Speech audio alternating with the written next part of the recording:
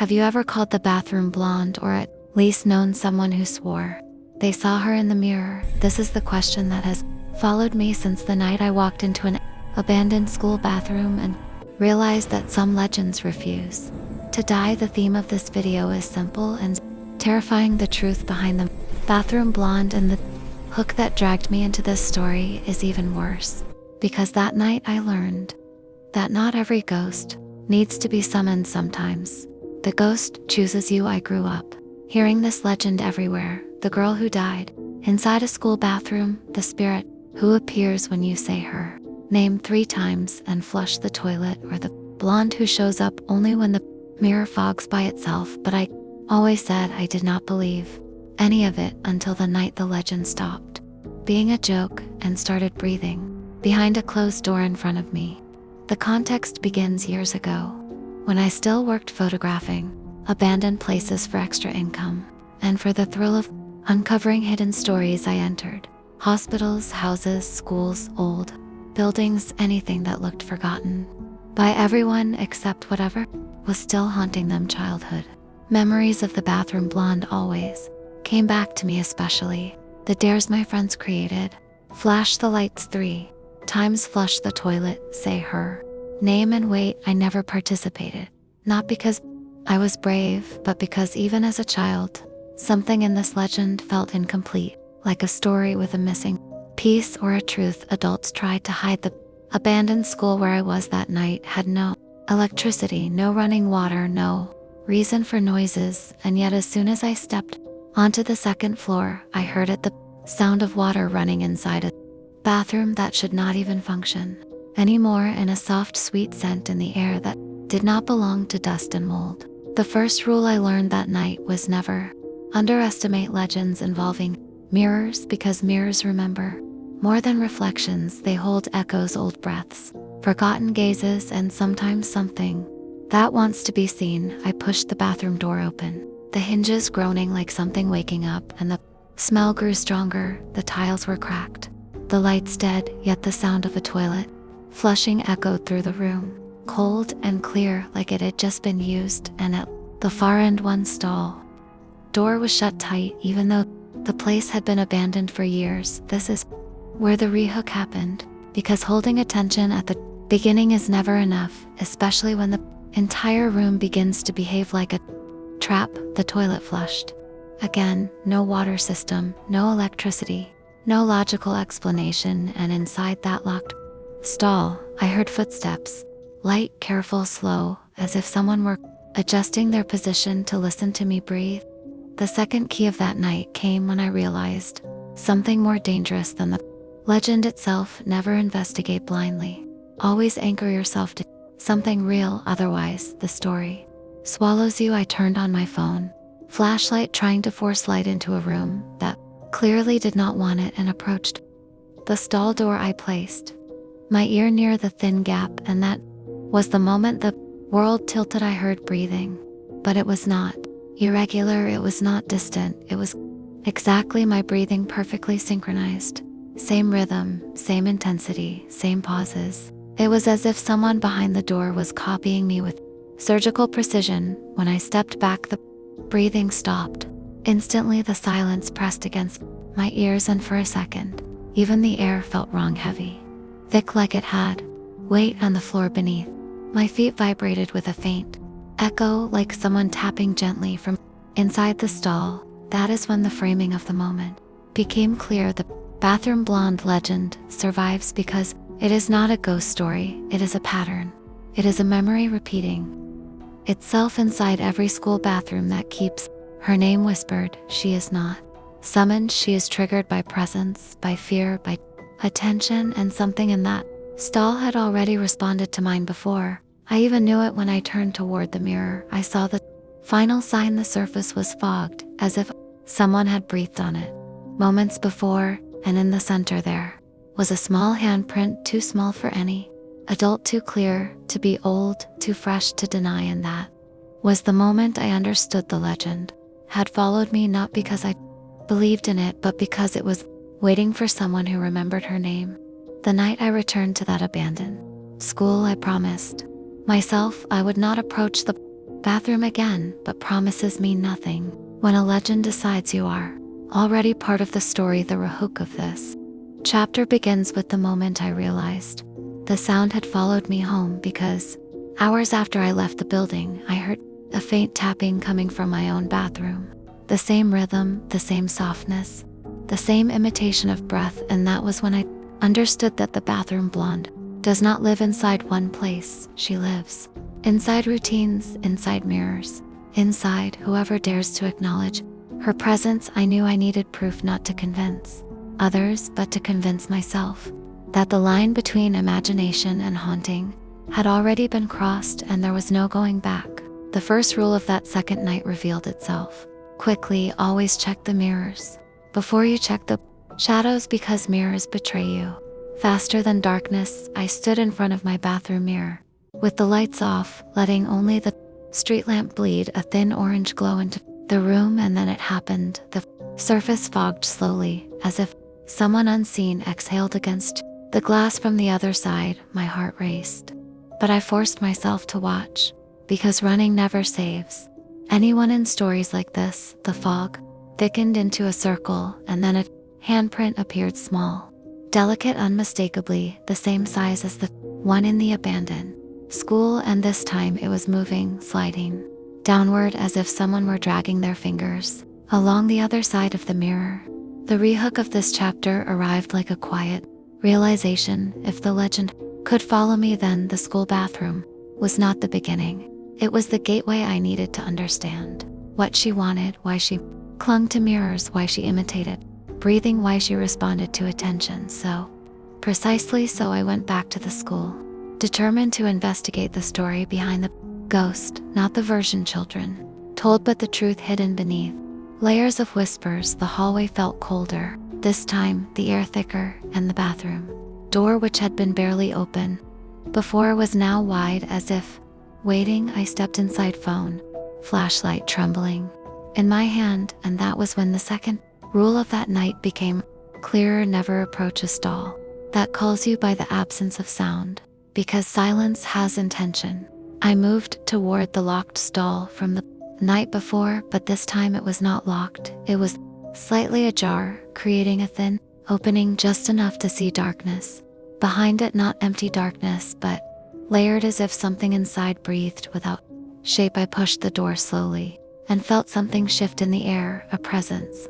Stepping back deeper into the stall, out of sight, the smell of that same sweet perfume filled the space, and a faint strand of blonde hair slid across the floor, as if pulled by an invisible hand. That was when the whisper started. Not a voice, not a word, but the faint, wet sound of movement inside a place where no one alive should be. I froze, because fear in its purest form is not loud, it is quiet. It paralyzes and demands your attention, like a hand gripping your spine.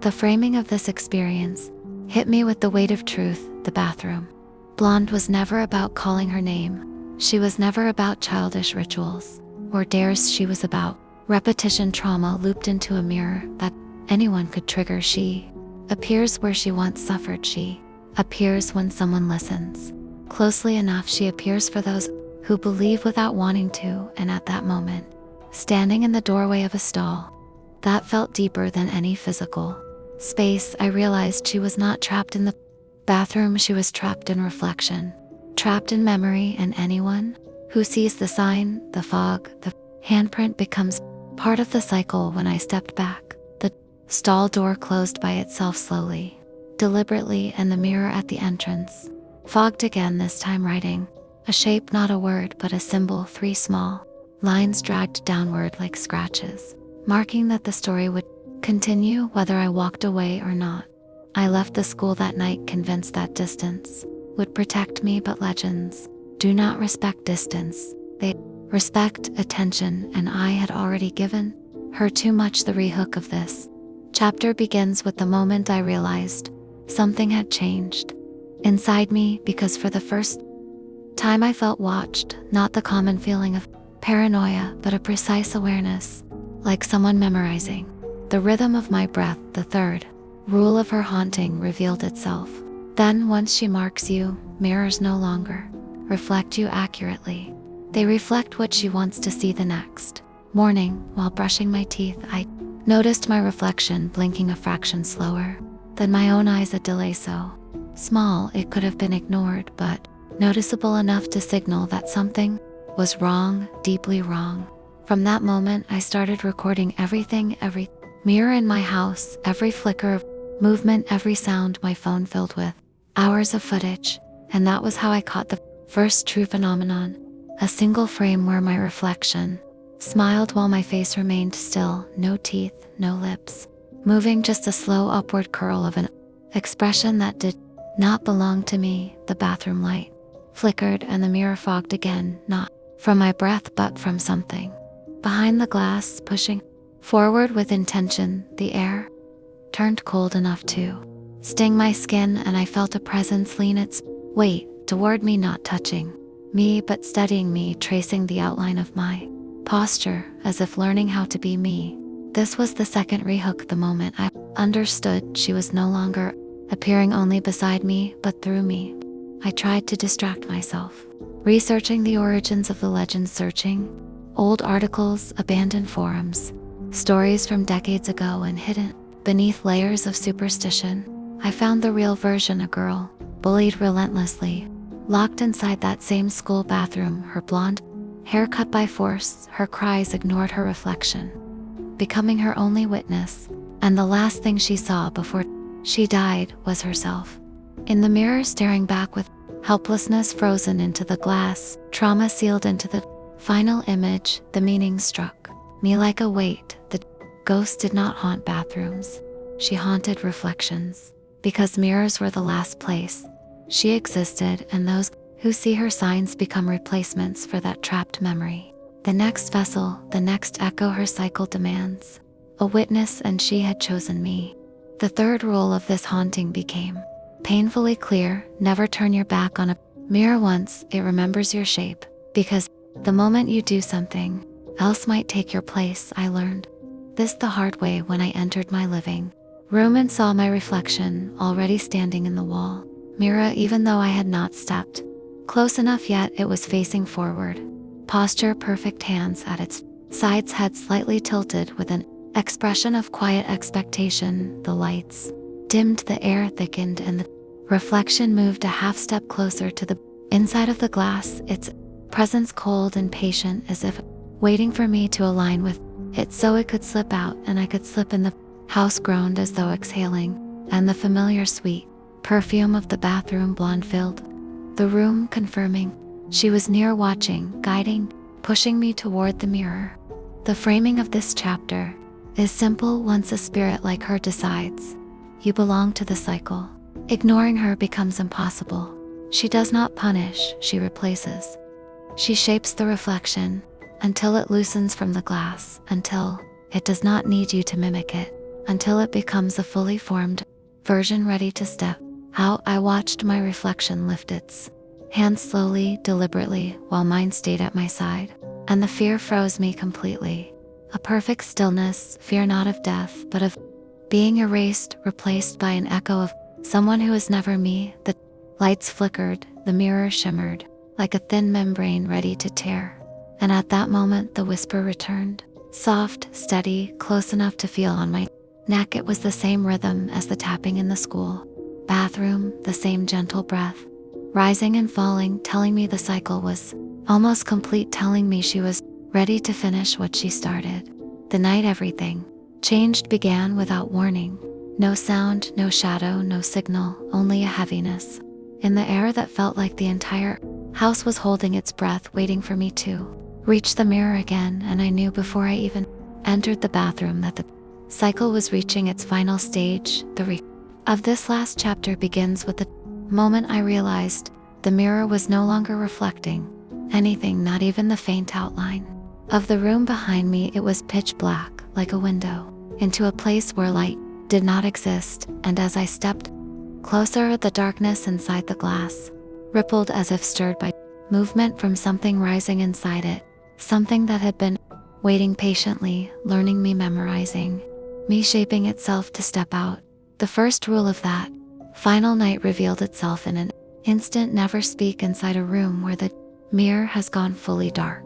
Because sound becomes permission, breathing becomes invitation, and fear becomes a key for whatever stands on the other side. I held my breath and watched the surface tremble, the black deepening as if swallowing the little light that remained.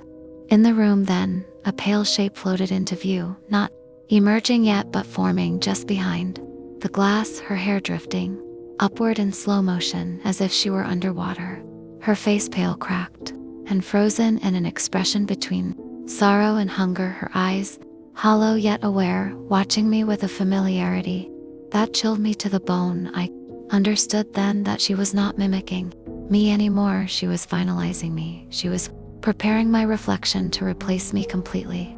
The rehook tightened when my reflection appeared beside her, inside the mirror, not standing like it should, not matching my posture, but lying slightly behind her as if resting on the cold floor of whatever dimension existed.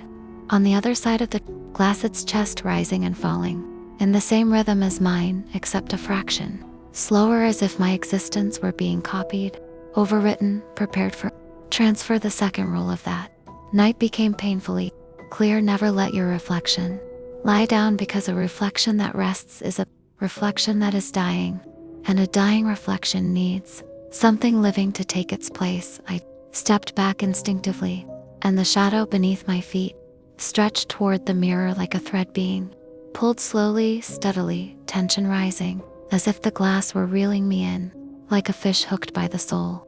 The mirror swelled outward, bulging like thin skin stretched over water, and her hand emerged first, pale, long fingers dripping with a liquid that was not water, but something thicker, heavier, shimmering like memories.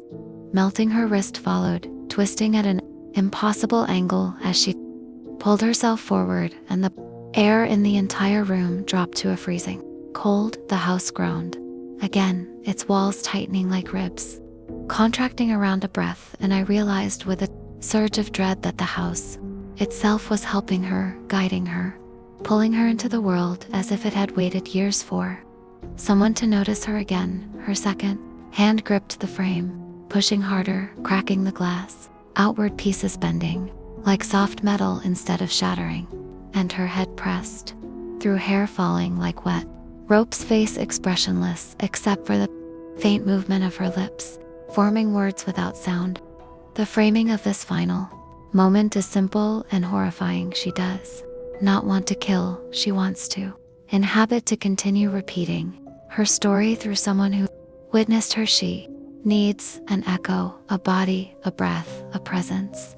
And I stood frozen as she pulled half of her body out of the mirror, her shoulders twisting, her spine bending unnaturally to match the shape of my reflection behind her. I turned to run, but the door slammed shut on its own, the lights cut out, and the mirror behind me glowed with a faint blue pulse like a heartbeat counting down. I felt her breath on my neck, cold, damp, heavy, and when I finally forced myself to turn, she was inches from my face, her hair floating, her eyes empty but searching, and her hands opening slowly as if inviting me into her cycle, offering me the same fate that trapped her decades ago. I stumbled backward, the mirror trembled, and for a moment the darkness inside it shivered as if deciding whether to swallow me or release me, and in that hesitation I escaped, crashing through the hallway, gasping for air, knowing the cycle was not broken, only delayed, because